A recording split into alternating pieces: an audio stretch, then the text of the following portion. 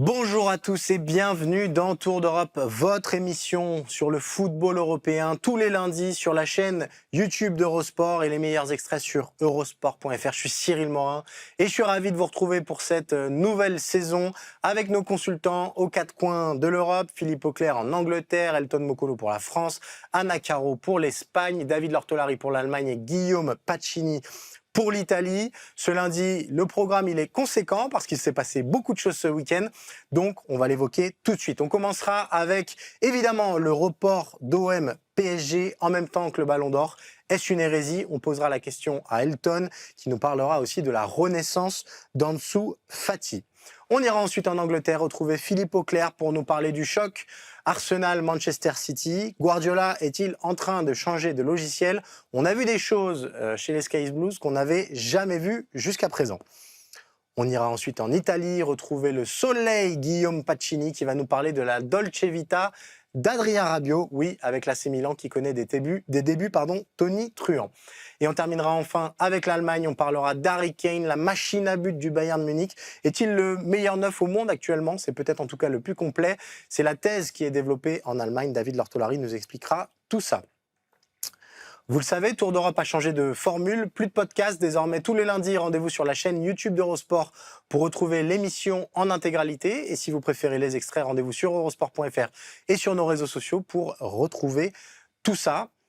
Vous connaissez le menu, alors Tour d'Europe, c'est parti. Et allez, on commence avec la Ligue 1, Elton Mokolo au rapport. Comment ça va Elton ? Bonjour Cyril, bonjour à tous. Écoute, ça va très bien. On a vécu un super week-end de Liga, 29 buts, une moyenne de 3,6 buts par match. Franchement, il y a beaucoup de championnats, de grands championnats qui peuvent pas en dire autant. C'est clair. Et en plus, il manque un match puisqu'on va commencer par là. Ce OM PSG qui était prévu dimanche soir. Vous le savez, les fortes intempéries dans la région ont forcé la Ligue à reporter le match. Et il y a eu... Alors, la décision a été prise assez rapidement, mais malgré tout, il y a eu quelques heures de flottement. Savoir quand reprogrammer ce match. Finalement, ce sera ce lundi à 20h, le même soir que la cérémonie du Ballon d'Or qui débute à 21h. La question est toute simple. Est-ce que c'est une hérésie, Elton, d'organiser ce classique en même temps que le Ballon d'Or? Alors, c'est un rendez-vous manqué. C'est un rendez-vous manqué dans la mesure où on aurait aimé voir ce classique le dimanche soir. Mais maintenant, le football doit faire face notamment à des contraintes qui sont indépendantes de sa volonté. En l'occurrence, des intempéries qui ont amené notamment la préfecture Bouches-du-Rhône, Côte d'Azur, si je dis pas de bêtises, à justement prendre une décision en début d'après-midi et reporter ce match, pas annuler le match. Et donc, forcément, la LFP, dans l'urgence, a activé son fameux protocole, s'est réfugié derrière son règlement, l'article 548, disant que le match était reporté le lendemain.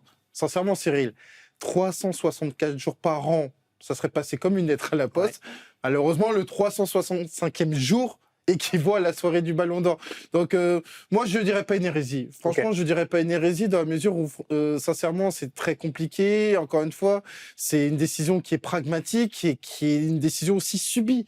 Une décision subie par rapport aux intempéries. C'est dommage qu'il y ait deux événements, surtout l'événement du Ballon d'Or, qui s'entrechoquent avec un classique, mais toujours est-il que le football doit reprendre ses droits. Et sincèrement, le classique arrive en même temps dans un calendrier qui est quand même très compliqué, parce que ce soit l'Olympique de Marseille et surtout le PSG qui sont engagés dans des calendriers très denses, était difficile de reprogrammer le match sur un autre jour.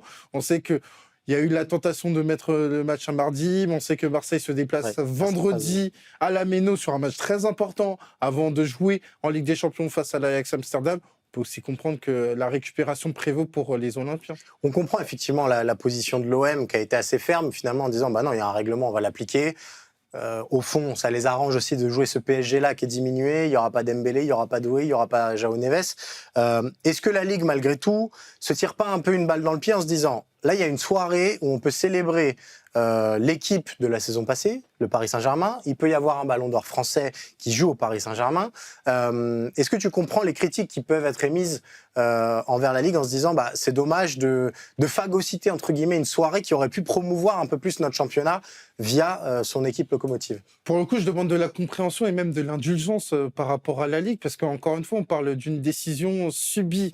Et du côté de la Ligue, il faut aussi rappeler que ce classique intervient dans un contexte où justement la Ligue est dans une campagne d'abonnement qui ne dit pas son nom, dans la mesure où voilà, il y a une nouvelle chaîne qui est arrivée, on a pris le parti d'avancer des matchs très importants très tôt dans le début de saison. On a eu par exemple l'Olympico qui arrivait dès la troisième journée, on a le Classique qui arrive dès la 5e journée. Donc par rapport à ça, la Ligue est entre guillemets coincée entre notamment cette histoire d'intempérie donc qui a amené le report et aussi cette campagne d'abonnement qui a fait que le Classique est arrivé très rapidement. Et il y a aussi une décision qui est une décision de compromis parce que le match est à 20h. On sait que le Ballon d'Or, a priori, sera décerné quasiment 1 heure plus tard. Donc pour moi, c'est sur les critiques, moi encore une fois, je demande de la compréhension et de l'indulgence parce que c'est pas une décision qui a été prise de manière avec une mauvaise volonté. C'était vraiment dans l'idée justement de se dire que on va faire le choix du compromis. Et après, si on est cynique, Cyril, si on est pragmatique, dans l'absolu, l'un des favoris, si ce n'est le favori, Ousmane Dembélé, lui, il est blessé et il sera au Stade de Châtelet.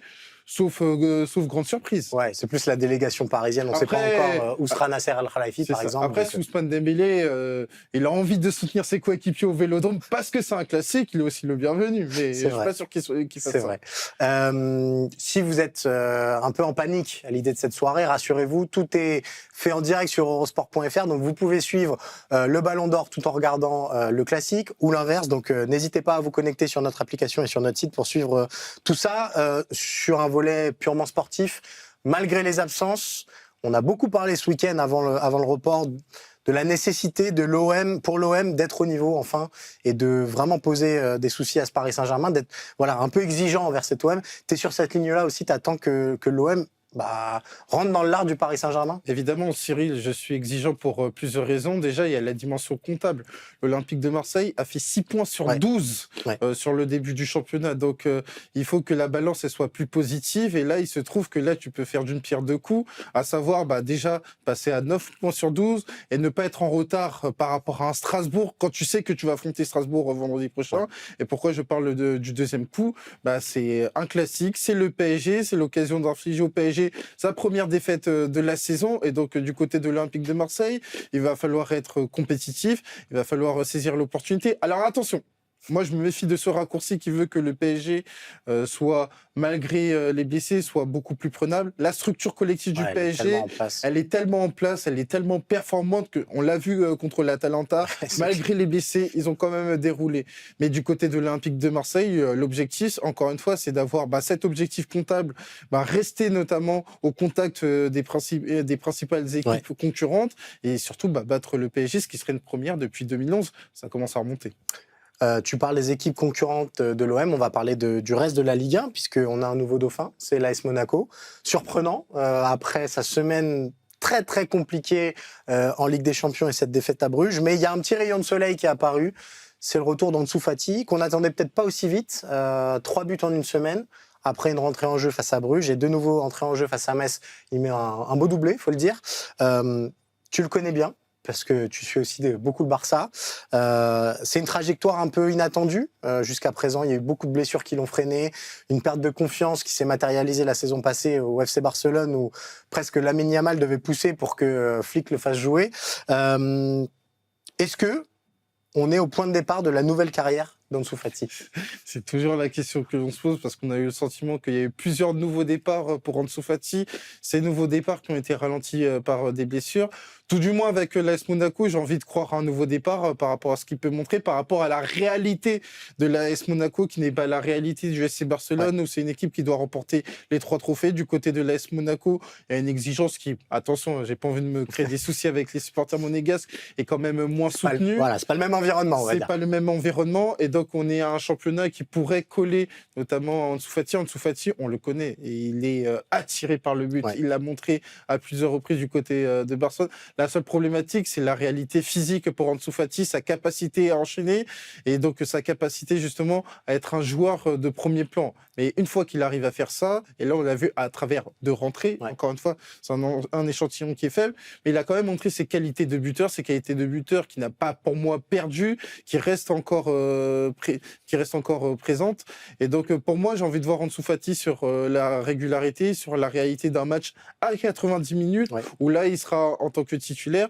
Et là, il a quand même rendu un grand service à l'AS Monaco, parce que sincèrement, voir l'AS Monaco tenu en échec par le SMS qui était promu, après un match contre Bruges où ça a été complètement catastrophique, Thiago Scuro, le directeur sportif de l'AS Monaco, s'est exprimé, ça aurait été embêtant. Donc là, on permet à Ansu Fati, et l'AS Monaco se permet d'avoir, entre guillemets, un peu plus de repos en ce qui concerne la Ligue 1, et Ansu Fati, ça lui permet de soigner son entrée à Louis II. Il faudra des buts de toute façon à Monaco, parce que on l'a vu, la défense à Bruges. À mon avis, Monaco va continuer d'encaisser des buts cette saison. Donc il faudra que l'attaque soit plus puissante que la défense. Je me projette sur un monde utopique, et on sait que le football ne marche pas comme ça, mais qu'on comprenne vraiment la valeur d'Ansu Fati. S'il revient à 100%, ça pèse combien de buts dans une saison, Ansu Fati, dans une saison de Ligue 1? Ça pèse une quinzaine de buts pour moi. Et même si tu veux élargir à toute compétition confondue, c'est une vingtaine de buts. C'est l'équivalent d'un Greenwood, ce genre exactement. Le parallèle est quand même très intéressant, parce qu'on parle d'un joueur qui était hautement considéré du côté du FC Barcelone. Et s'il a dû quitter le FC Barcelone, c'est notamment pour une réalité physique qui l'a éloigné notamment du poste de titulaire et même de joker, notamment du côté du FC Barcelone. Mais si on a un joueur qui est sur une continuité, qui est sur une régularité, et qui se sent vraiment joueur à part entière, et pour moi, on peut avoir un parallèle, on peut avoir un destin équivalent à celui de Mason Greenwood, et donc avoir un joueur à une quinzaine de buts. Moi, tu sais, Cyril, j'y crois en Ansu Fati, parce que, à la différence du FC Barcelone, où c'était davantage dans un rôle d'ailier gauche qu'on le voyait, pour moi, notamment par rapport à sa réalité physique, c'est davantage dans l'axe que je le vois, parce que c'est un joueur qui est attiré par le but, c'est un joueur qui est capable de terminer dans la surface de réparation,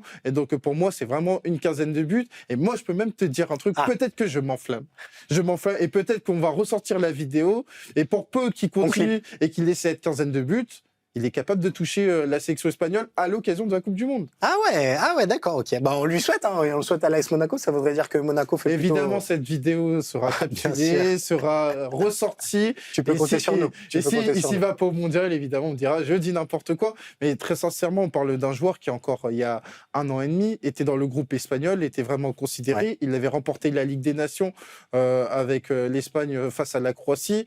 Donc, De La Fuente, je pense qu'il regarde. Je pense qu'il regarde, et on sait qu'on est sur un secteur offensif espagnol où il y a Mikel Oyarzabal qui s'affirme comme titulaire, mais après il y a des réalités qui sont beaucoup plus disparates. Je fais une petite parenthèse avec Alvaro Morata qui est dans une situation compliquée, qui vient de trouver un nouveau club, Agueroa Porto qui est encore jeune. Donc attention. Pourquoi pas? On va terminer, parce que tu voulais nous parler quand même d'une équipe, et c'était un peu le match du week-end finalement jusqu'à présent. Le RC Lens, qui a simplement dompté Lille, alors que Lille faisait un bon début de saison. Mais il n'y a pas eu de match samedi à Bollaert, une victoire 3-0. Qu'est-ce que tu penses de ce Lens version 2025-2026 avec un certain Pierre Sage à la tête de cette équipe? Alors déjà, le derby du Nord était une vraie publicité pour le football français, et j'ai envie d'insister là-dessus, parce que on a eu un match qui a été enlevé dans une situation, dans des conditions même dantesques. Ça, faut quand même le préciser. Et on a vu un Lille qui avait bien commencé, et Risser a été quand même déterminant. Et après, c'est ce qu'on dit souvent, le but, c'est le meilleur entraîneur au monde. À partir du moment où il y a eu le but de Mathieu Hudol, et derrière, on a vu la furia lensoise qui a été incarnée par Florian Thauvin. Et donc, et avec Sangaré qui, pour moi, fait un très bon début de saison. Il n'y a pas de secret. Cet été, Lens avait pris le parti pris, justement, d'avoir une forme d'intelligence, un retour à l'intelligence à travers le mercato. Et là, sincèrement, Florian Thauvin, Sangaré, Baïdou et Pierre Sage. Et donc ça, ce sont de très bonnes choses. Et j'ai oublié Risser qui a été déterminant dans les buts. Donc ce mercato est pour l'instant quand même réussi, ce qui permet à Lens de regarder vers le haut du tableau. Et pour moi, c'est une très bonne chose, parce qu'à partir du moment où on a un Lens qui a quand même un certain savoir-faire, on parle d'une équipe qui, depuis qu'elle est remontée, n'a jamais quitté le top 8. Et donc pour moi, c'est quelque chose qui est vraiment à signaler. Et aujourd'hui, c'est une équipe où il y a des éléments pour te dire que dans une Ligue 1 où on peut avoir notamment, il y a une hiérarchie qui est parfois floue, instable, et Lens, à faveur d'un début de saison, peut créer notamment les conditions pour faire quelque chose d'extraordinaire. Et quand je dis quelque chose d'extraordinaire, c'est être européen. On est assez d'accord. Et d'ailleurs, je pense que Bon, Paris Saint-Germain au Parc des Princes aura un bilan très positif.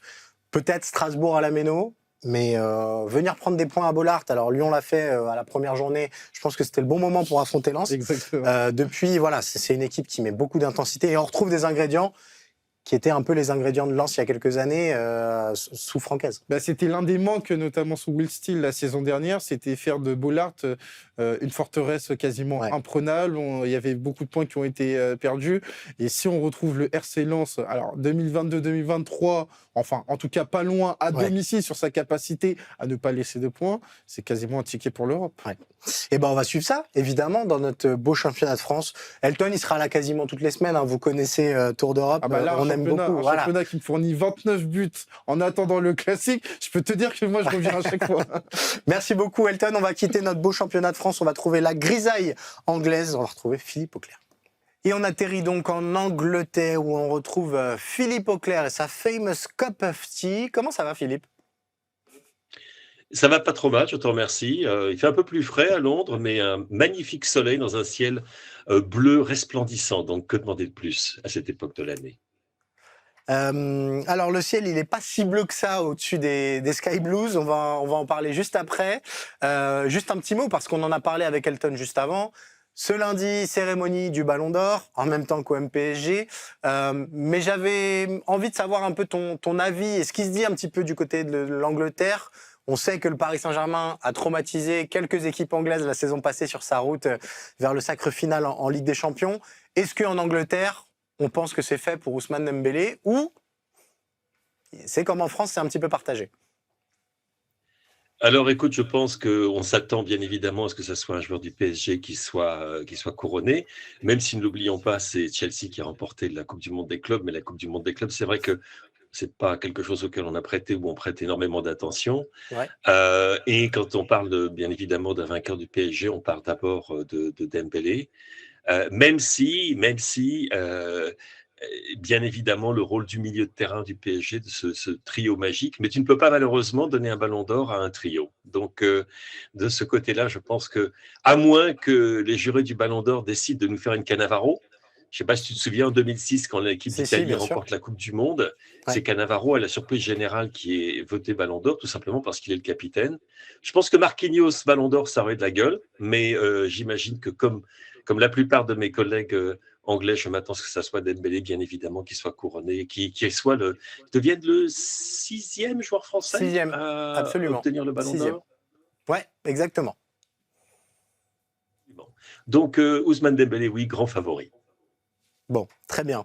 Alors, on va parler maintenant d'un entraîneur et d'un club qui ont régné sur le foot mondial pendant très longtemps et dont on a l'impression qu'il se passe quelque chose. Est-ce que c'est en bien, est-ce que c'est en mal? Tu vas nous éclairer, mais on va parler évidemment de Pep Guardiola et de son Manchester City. C'était le choc ce week-end en Angleterre, ce Arsenal-Manchester City qui s'est soldé par un match nul arraché par les Gunners dans le temps additionnel sur un très beau lob de Martinelli. Malgré tout, on a vu une équipe de Manchester City harcelée comme jamais et dominée surtout comme jamais. Il y a un chiffre qui est quand même très parlant, 33% de possession pour les Sky Blues. C'est du jamais vu tout simplement pour Pep Guardiola dans le top 5 européen dans toute sa carrière.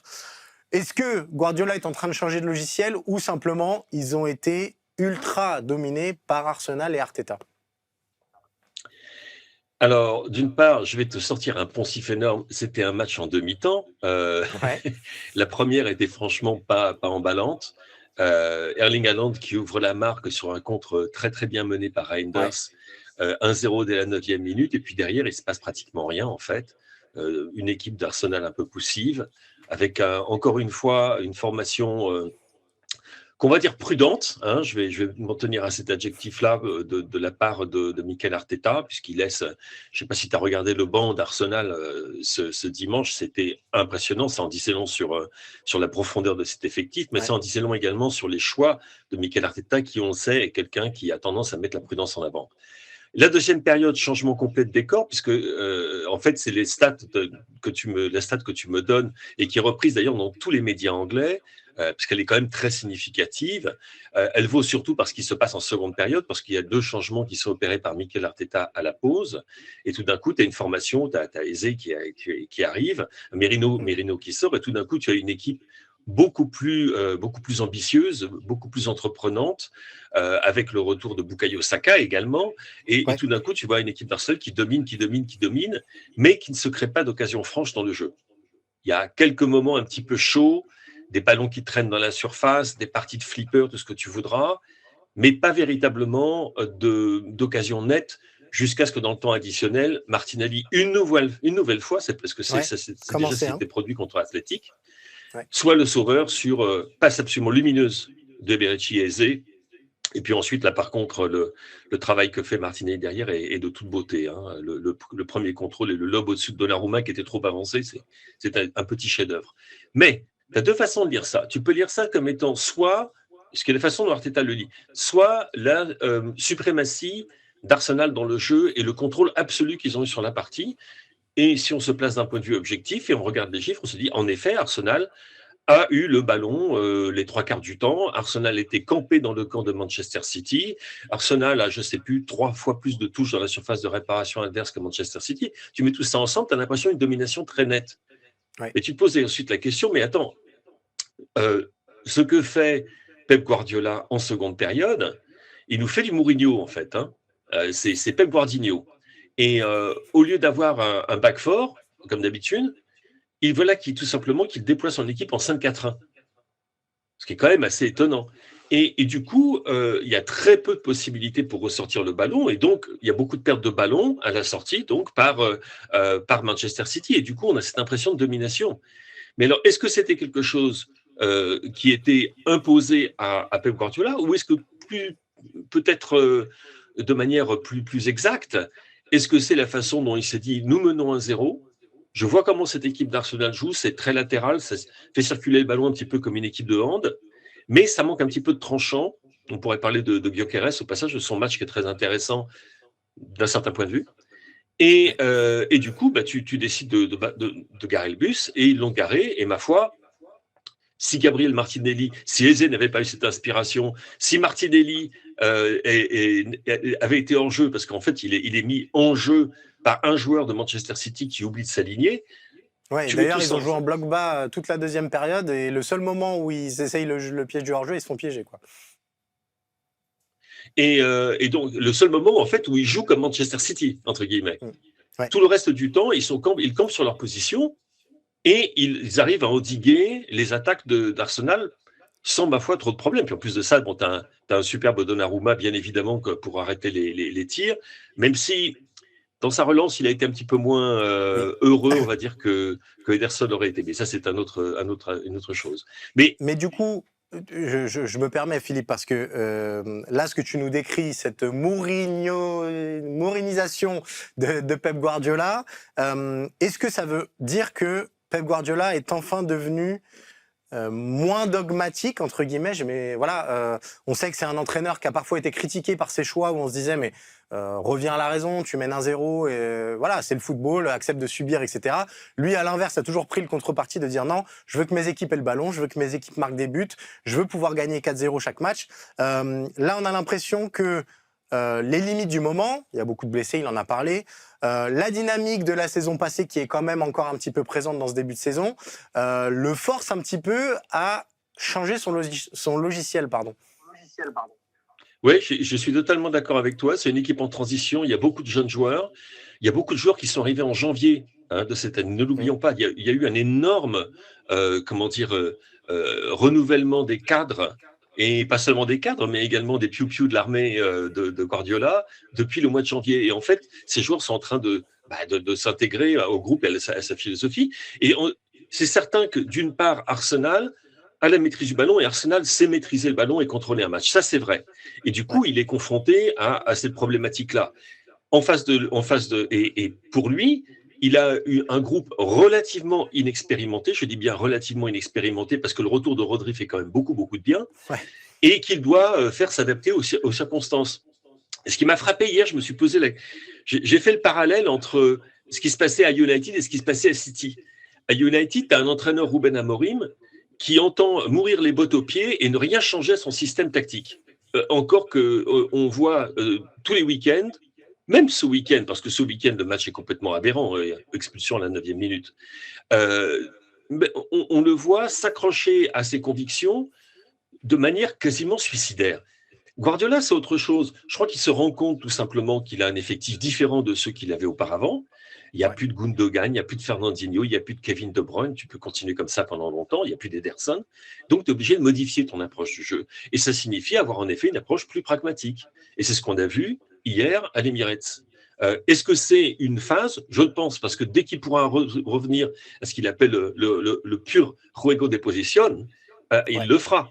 Mais pour l'instant, ils ne sont pas encore dans la configuration idéale pour pouvoir adopter à fond la philosophie guardiolaine. Et en effet, il nous montre un visage peut-être différent. Il faut aussi qu'il se renouvelle lui-même. Ça fait un bout de temps qu'il est là. Il faut qu'il renouvelle son approche, qu'il rafraîchisse également son approche. Et du coup, on voit un Guardiola, oui, plus pragmatique. Tu as raison. Pour combien de temps, ça, je l'ignore. Et on se souvient de la saison passée, cette prolongation de Pep Guardiola un peu inattendue presque. Au cœur de l'hiver. Il semble vouloir démarrer un nouveau cycle. Tu parles de transition un petit peu dans l'effectif. On voit ce début de saison où ils ont déjà 6 points de retard sur Liverpool. C'est conséquent, après aussi peu de journées. Il y a déjà 2 défaites, ce qui laisse annoncer que potentiellement, on est encore sur la lignée d'une saison un petit peu compliquée la saison passée. Faut d'ores et déjà écarter City pour la possibilité du titre, se dire que c'est une équipe qui va viser le top 4. Non, faut pas, d'accord, très bien. Non, je pense qu'il est beaucoup trop tôt. Et en plus de ça, on a des résultats un petit peu bizarres. Ce que j'attends de voir, c'est si jamais l'alignement des étoiles, des planètes et des comètes qui est si favorable à Liverpool en ce moment, si ça va continuer. Je ne pense pas qu'il soit possible pour Liverpool de continuer à vivre des matchs qui sont tous très, très problématiques et à les gagner tous au passage. Hein, ça, faut le reconnaître. Mais je ne suis pas certain que ce Liverpool-là va continuer de prendre des buts. Arsenal va continuer d'en prendre très, très peu. Au passage, parce que ça c'est quand même le grand motif de satisfaction aussi des Gunners qui ne concèdent quasiment jamais. Manchester City va progresser, derrière Chelsea c'est trop inconstant, ça a également des problèmes défensifs, etc., mais en principe avec ces trois-là ont encore toute leur chance. Le retard qui a été le retard au tableau d'affichage, au tableau d'affichage de Manchester City n'est pas encore rédhibitoire. Il suffit qu'ils alignent une série de résultats de grande qualité pour revenir dans la course. Et puis, quant à Liverpool, encore une fois, j'insiste là-dessus, tu vois le jeu que produit Liverpool en ce moment, et tu vois qu'à chaque match, ils ont des problèmes. Ils ont des problèmes soit pour les commencer, soit pour les finir. D'habitude, c'est pour les commencer et de gagner par un but miraculeux inscrit dans les arrêts de jeu. Et là, c'était ce week-end contre Everton, c'était pour le finir. Donc, c'est pas une équipe encore parfaite à 100%. Donc, c'est encore ouvert. On a quoi? On a joué 5 matchs. 33 matchs à jouer, je pense qu'on peut, on peut quand même réserver notre jugement. On va attendre un petit peu pour tirer les conclusions et ça nous offre évidemment une saga Première Ligue que vous suivrez toute la saison sur Eurosport avec Tour d'Europe. Merci beaucoup Philippe. On se donne rendez-vous la semaine prochaine. Peut-être que Ousmane Ballon d'Or sera devenu le 6e. Ousmane Dembélé, pardon. Voilà, je fais déjà une faute. Ousmane Dembélé sera devenu le 6e Ballon d'Or français. On va quitter l'Angleterre. Et on va aller désormais en Italie pour parler d'un joueur qui a beaucoup fait parler de lui au mois d'août, Adrien Rabiot. De la grisaille anglaise au soleil italien, on retrouve Guillaume Pacini pour nous parler d'un joueur, Adrien Rabiot, la Dolce Vita. Mais d'abord, mon cher Guillaume, comment stai? Écoute, c'est une retrouvaille, Cyril, cette saison en Tour d'Europe. Beaucoup d'émotions. Beaucoup d'émotions. Et je veux que tu saches que cette saison, pour toi, j'ai une petite surprise. C'est qu'à chaque fois que j'arriverai dans Tour d'Europe, je vais t'apprendre un mot en italien. Ah, très bien. Très bien, voilà. Parfait. Donc, en fait, tu fais à la fois chroniqueur et Duolingo. Exactement. Mais toujours dans le lexique du football. Donc aujourd'hui, je vais t'apprendre le mot terrain. On démarre des bases. Et tu sauras que le terrain, en italien, c'est le campo. Le campo. Oui, bah, c'est comme en espagnol, donc ça va, c'est facile. Il campo. Très bien. Pour la première, c'est facile, et voilà. Chaque fois, je te donnerai des petits mots. Magnifique. Sache-le. Très bien. Et ben, on verra si à la fin de saison, je suis bilingue en football italien. Avant ça, mon cher Guillaume, j'ai posé la question à tout le monde avant. Elton, Philippe, en Italie, est-ce que c'est Ousmane Ballon d'Or ce soir ou la tendance, elle est un peu plus mitigée? Non, la tendance, ça reste Dembélé parce que la saison du PSG a été incroyable. Parce que Cyril, on est les premiers concernés ici, parce que l'Inter, quand même, en finale, s'est prise une grosse claque de la part de Paris. Donc, non, la tendance, évidemment, c'est Dembélé. On parle beaucoup de Yamal parce qu'il y a, voilà, il y a ce talent qui est évident et on sait que dans les prochaines années, il gagnera le Ballon d'Or. Mais en tout cas, pour la saison dernière, pour ce qu'a fait Dembélé avec Paris, pour ce qu'a fait Paris tout court, la tendance ici, ça reste quand même Ousmane Dembélé aussi. Bon, très bien. On va parler quand même de football italien parce que il y a un joueur dont on a beaucoup parlé en Ligue 1 en août, c'est Adrien Rabiot, qui est parti à la toute fin du mercato du côté de l'AC Milan et qui a, au bout de 2 matchs, déjà conquis absolument tout le monde, notamment après son match au week-end face à l'Udinese. Je vous lis la Gazzetta, 7,5 comme note. Vous comprenez maintenant pourquoi Allegri le voulait à tout prix. C'est un vrai leader. Voilà, comme s'il n'était jamais parti d'Italie finalement, Adrien Rabiot. Exactement, il faut rappeler qu'il avait fait 5 saisons quand même à la Juve, il avait même été capitaine, hein, parfois quand le brassard était vacant. Donc Rabiot, il connaît l'italien, il parle italien, Cyril. Moi, mon but, c'est aussi que tu parles comme Rabiot, parce que Rabiot, il n'a rien perdu de son italien. Dès qu'il est arrivé, il a retrouvé voilà, ses mots dans la langue de Dante. Et honnêtement, comme tu l'as dit, c'est comme s'il n'était jamais parti, parce que déjà, il y a cette relation avec Allegri qu'on connaissait. Il a dit dans ses diverses interviews, il disait on a une relation quasiment père-fils. Ce qu'on peut dire aussi, c'est qu'Allegri, il a toujours été en contact avec Rabiot, même ces derniers mois, même avant que voilà, ça parte un peu en cacahuète avec l'OM. Je peux te dire qu'à Milan, on bénit l'altercation avec Jonathan Rowe parce que sans ça, honnêtement, Rabiot ne serait pas arrivé. Mais en tout cas, Allegri, dès qu'il est arrivé à Milan, l'une des premières choses qu'il a fait, c'est appeler Adrien Rabiot, savoir s'il était disponible. Rabiot, en conférence de presse, nous a dit moi, je le dis à l'époque, j'avais un contrat avec l'OM. Puis voilà, après, fin août, l'altercation avec Rowe contre Rennes.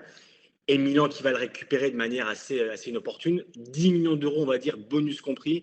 Mais c'est vrai que pour Milan, en tout cas, Rabiot, c'est une bénédiction. 7,5 dans la Gazzetta dimanche, 7 dans le Corriere dello Sport, 7 dans Tuttosport. Et les mots qui reviennent le plus, Cyril, c'est fabuleux. Aujourd'hui, lundi, somptueux et aussi leader. Parce qu'au milieu de terrain, vraiment, dans le 3-5-2 d'Allegri, il a pris une place déjà énorme. Et il a fait 2 matchs contre Bologne et contre l'Udinese, vraiment en taille patron. C'est impressionnant. Alors, tu parlais du 3-5-2 d'Allegri. J'ai regardé la composition de l'AC Milan. C'est pas brillant partout, mais au milieu de terrain, le trio Fofana, Rabiot, Modric, c'est costaud. On est presque sur voilà, un milieu de terrain qui pourrait dominer n'importe quel autre milieu en Serie A. Je m'y connais pas complètement sur Naples, même si on sait que McTominay est exceptionnel. L'Inter, on connaît les qualités, mais là, ce trio-là, j'imagine qu'ils tiennent tête à énormément d'équipes en Serie A. C'est le secteur qui a été le plus renforcé cet été. Il y a Jachari aussi qui est arrivé. Il y a Ricci, qui est un international italien, qui monte aussi en puissance. Donc, les titulaires, en tout cas, c'est les trois là. Donc, 2 Français quand même, hein, Cyril, Fofana et Rabiot. Il y a Nkunku en attaque qui est arrivé, mais on pourra en parler plus tard dans Tour d'Europe. Et aussi Luka Modric, qui est vraiment pour le coup. Alors là, il faudra faire une émission spéciale, Cyril, sur Luka Modric, parce qu'il y a beaucoup de choses à dire de ses premiers matchs et de son arrivée à Milan à 40 ans. Mais c'est vrai que Rabiot, dans ce milieu-là, vraiment, il s'est fondu à la perfection. Et tu sais, si on regarde un peu les stats, depuis le début de la saison, Milan, c'est l'équipe avec le moins d'expected goals subis. C'est quasiment la meilleure défense en Europe. Et tu le sais, Allegri, il tient vraiment au fait voilà, que son équipe prenne peu de buts parce que, comme il le dit, l'équipe qui ne prend pas de buts, c'est l'équipe qui gagne à la fin de la saison. Moins tu prends de buts, mieux tu es classé. Et c'est vrai que Rabiot, dans ce qu'il apporte, dans son dynamisme, dans sa gestion des moments, puis c'est un leader, il a 30 ans, Rabiot, il connaît le football italien, il connaît la Serie A, il n'y a pas besoin de temps d'adaptation. Et avec Allegri, à la Juve, ils avaient passé plusieurs années, en 129 matchs, Cyril, Rabiot avait été titularisé 117 fois.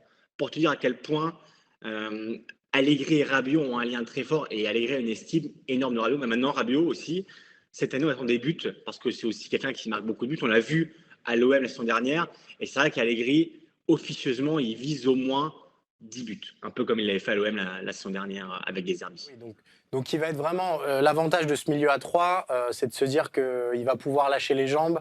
A priori, ce ne sera pas Modric qui va se retrouver aux abords de la surface, ce sera à Rabiot d'être le box-to-box scoreur, on va dire.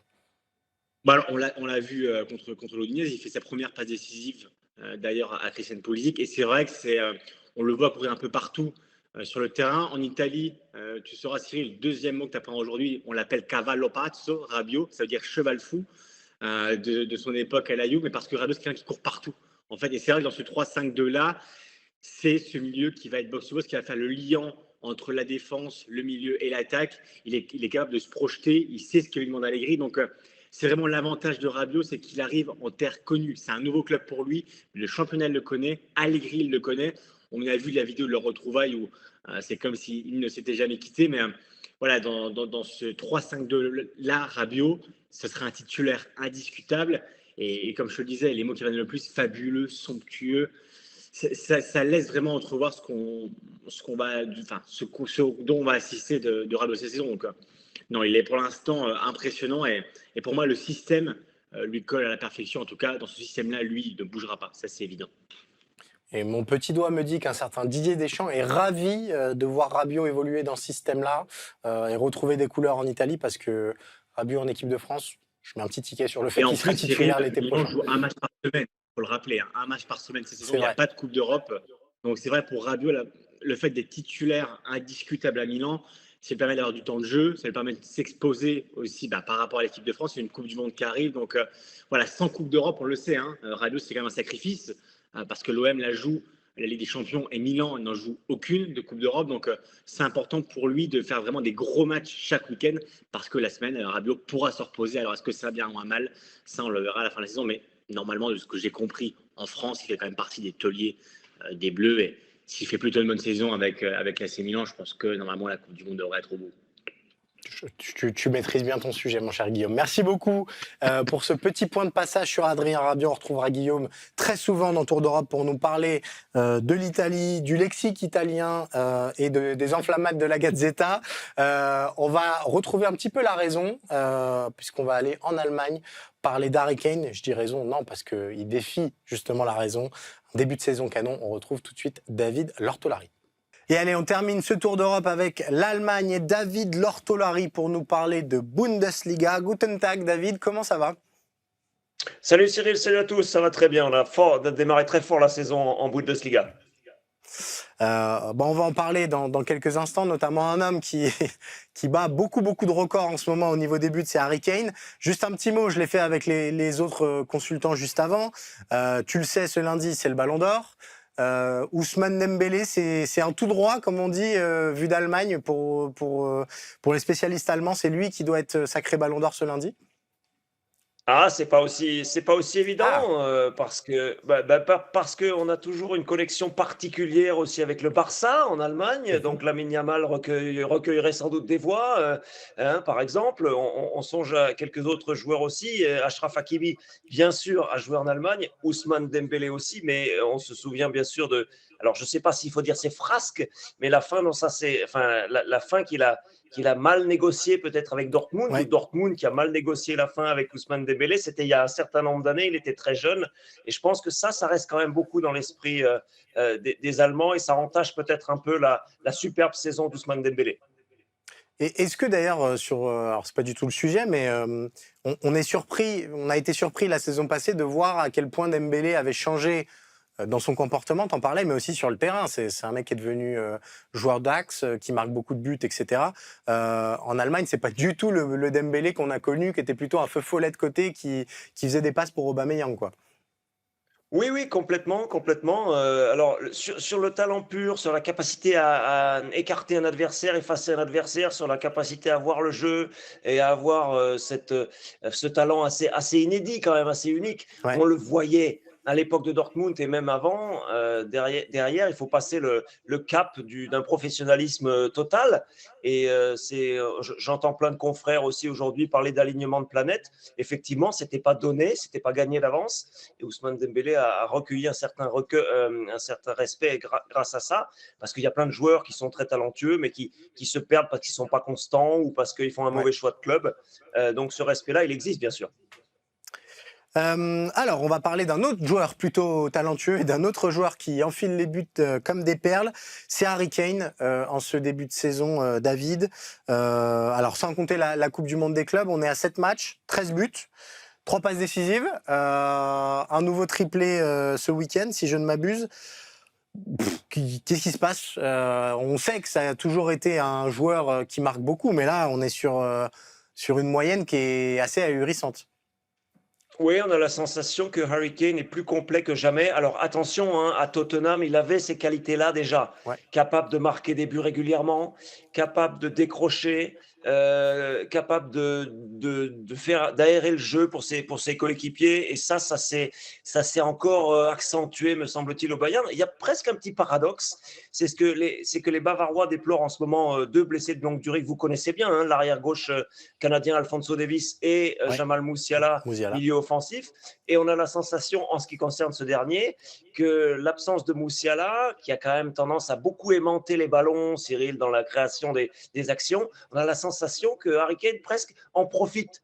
Alors, il fait beaucoup d'efforts, il décroche beaucoup, il participe à la création du jeu, il est à la fois à l'initiation des actions et à la finalisation, à la fin de celle-ci. Mais pour l'instant, il suit le rythme, il joue tout le temps, il est remplacé quelques minutes parfois en fin de match, mais ce sont des miettes, des poussières pour les autres. Et la sensation qu'il est vraiment à son apogée. Harry Kane, il y a effectivement 8 buts en 4 matchs de Bundesliga. Je ne pense pas qu'il y en ait beaucoup qui réussissent ça dans l'histoire.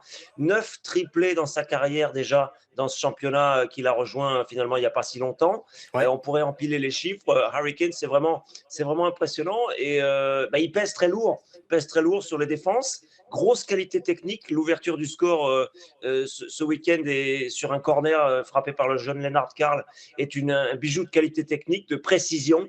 Harry Kane, c'est à la fois la puissance, l'impact psychologique aussi, parce qu'il réussit tous ses pénaltys.